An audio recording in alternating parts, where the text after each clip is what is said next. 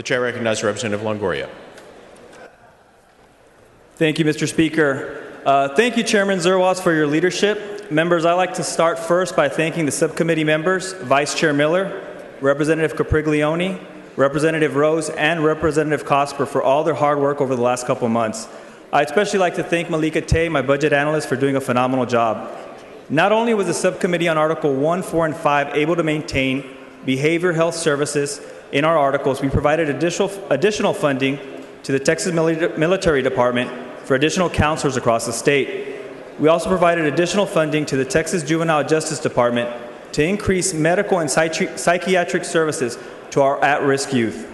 We found savings through closures at the Texas Department of Criminal Justice without a loss in capacity or layoffs to our correctional employees. We addressed very important health and safety maintenance issues at many state facilities across the state. And we maintained our commitment to secure the border after a thorough look at our spending and eliminating various one-time costs. I am proud of what we're able to present today for the full chamber. Thank you, Mr. Chairman, and I look forward to working with the members on their amendments. Thank you. The chair recognizes Representative Davis. Thank you, Mr. Chairman. Members, I'd like to also start by thanking the subcommittee members of Article 2 for their hard work on the budget, as well as Chairman Zerwas for his leadership throughout the process.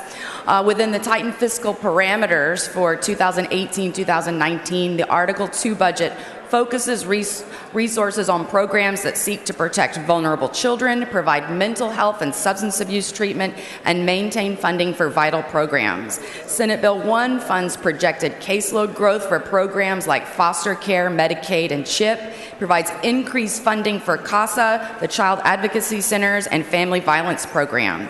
The Senate bill appropriates $21.7 million to expand prevention and early intervention programs throughout the state and uses $205.3 million to address capacity issues and decrease caseloads in the CPS system.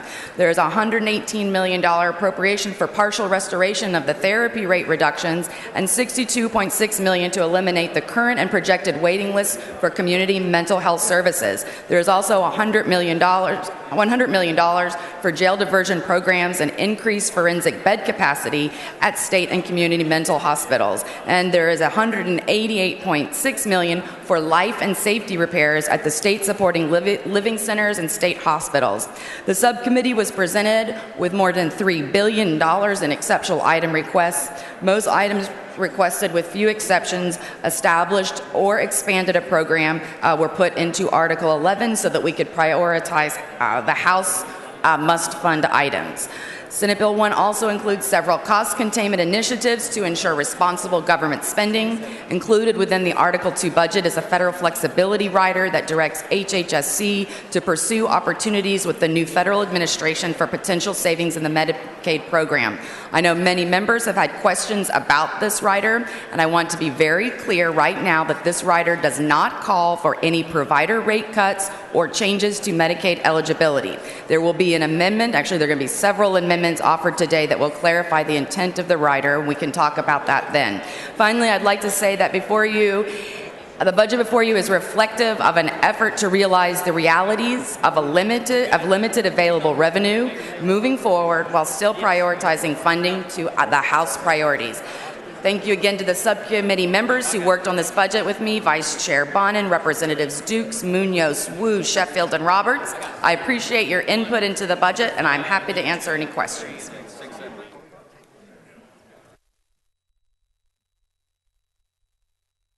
The chair recognizes Representative Ashby. Thank you, Mr. Speaker. Members, it's my privilege today to lay out Article 3, portion of the budget for you. First off, I want to begin by recognizing the invaluable leadership of our Article 3 team, my Vice Chairman Giddings, and Representatives Howard, Rainey, Gonzalez, Van Dever, and Coop.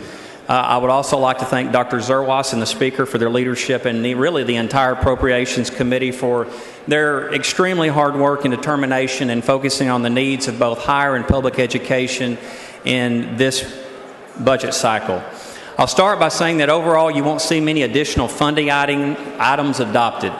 The committee had some very robust discussions about our responsibility to support the state's education system, and frankly had some tough discussions about how to do that with the revenue constraints we're facing this session. Given that, everyone on the committee felt very strongly that the best thing that we could do was try to preserve what we were able to gain last session in the area of both public and higher education. And I think the result is a very thoughtful education budget that acknowledges our commitment to meeting the needs of the student and the teachers of the great state of Texas.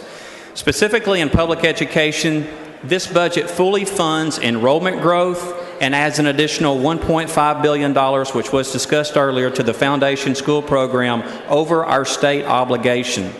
We've also ensured that our retired teachers have adequate access to health care with an additional $500 million for TRS care, and provided an additional $75 million for school districts who are experiencing rapid property value declines. In higher education, we were most concerned with trying to hold on to the gains that we were able to make last session, and I think, as most folks would remember and agree, was a historic session for higher education. So this budget provides funding as for our tuition revenue bonds that we were able to grant last session, and the increase in the higher education fund, or the HEAF as we normally call it, that the legislature authorized. Finally, we were able to add $145 million to financial aid by increasing funds for Texas grants for university students across the great state, as well as TEOG grants for community and technical college students. Thank you again, Chairman Zarwas. Thank you, members, for your confidence as we develop this budget. I look forward to discussing it forward with you. Chair recognizes Representative Gonzalez. Thank you, Mr. Speaker and members. I'll keep my remarks short. First, of course, I'd like to thank Chairman Zerwas and the members of the committee, Vice Chairman Wally, Mr. Dean, Ms. Bettis, J. Rod, Dade Phelan for being a part of this and building Articles 6, 7, and 8. The committee's substitute for Senate Bill 1 members fulfills our obligations to the people and industries that trust us to govern, and does so in a fiscally conservative manner.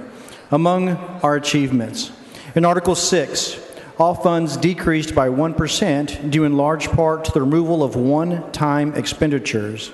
Despite that decrease, we funded critical public drinking water infrastructure needs at the Texas Commission on Environmental Quality, maintained local park grant funding at Texas Parks and Wildlife Department, and provided funding to the Water Development Board for planning, design, and construction of water and treatment projects.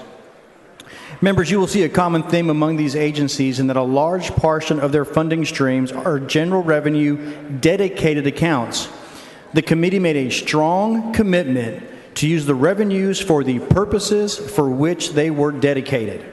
In Article 7, all funds at TxDOT increased by $3.7 billion due to the anticipated state sales tax deposits to the State Highway Fund from Proposition 7. Members, I had a very unique perspective this session as chair of the Sunset Committee, and can tell you that no stone went unturned when looking at these agencies under the microscope. This body has a fiduciary duty to the taxpayers of Texas, and that is something all of us on the Appropriations Committee had in the back of our minds as we were examining TxDOT. In Article 8, we funded those items that were necessary to meet the demands of our growing state. We adhere to the truth in budgeting principle and use revenues for their intended purposes. Members, I will also tell you that we put significant money into the prescription monitoring program because we take very seriously the epidemic of opioids in our state, and fully funded a prescription monitoring program to make sure that it is operational to the extent that we need it to be to do our business in this state. Thank you, Mr. Speaker, Mr. Chairman. Chair recognizes Representative Zerwas. Thank you, Mr. Speaker. And as you can see, members, this was an incredibly hard-working committee. They started early in the morning as well as in the session.